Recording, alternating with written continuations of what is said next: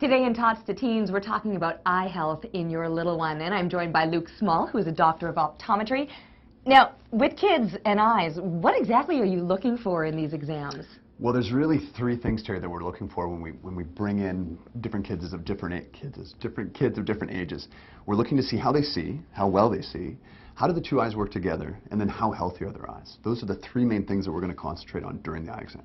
So what will happen through an eye exam that'll give you all the information that you need? What can kids expect? Well, kids can expect sometimes, as we were talking about earlier, that some of these instruments look a little scary and a little intimidating.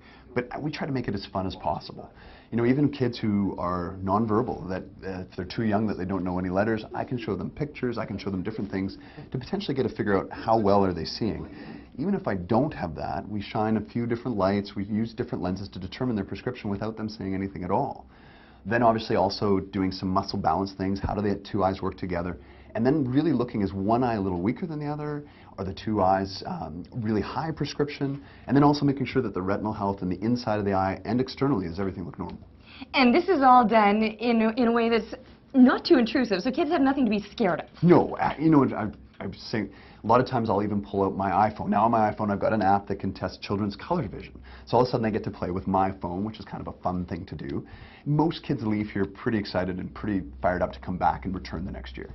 Awesome. Now, let's talk about how young kids should be getting in for an eye exam. When should that first one happen? Well, definitely we will see kids as early as 6 months. Typically when I'm starting, I'm usually telling parents they should start at the age of 3. After 3, I try to see them annually. Manitoba Health covers them every new calendar year as we move forward until they're 18. A lot of moms, a lot of parents don't realize that that coverage is there. All right, so they can come down, get a free eye exam, and then you said that you're looking for those different things. Now, if you spot a problem, what is the next step then? Does it always mean glasses? Not necessarily. There are different ways. You know, sometimes if there's some concerns that need to be monitored, whether I'm referring them back to their family physician, whether I'm referring them on to a pediatric ophthalmologist, and you know, sometimes it can be as simple as glasses. You know, when we look back to even when I was a kid, there wasn't a lot of choices with kids' frames. Now they got a ton of cool stuff.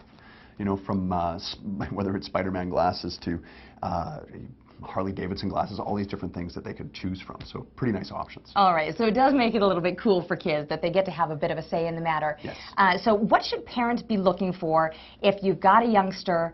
I mean, is it because, you know, they're sitting too close to the TV and you think, obviously there's a problem they aren't able to see? Are those signs? Not always. I mean, ideally, if there's concern, then they should be brought in no matter what. But, you know, a lot of times there's that old wives' tale of sitting too close to the TV, but a lot of times kids like things really big.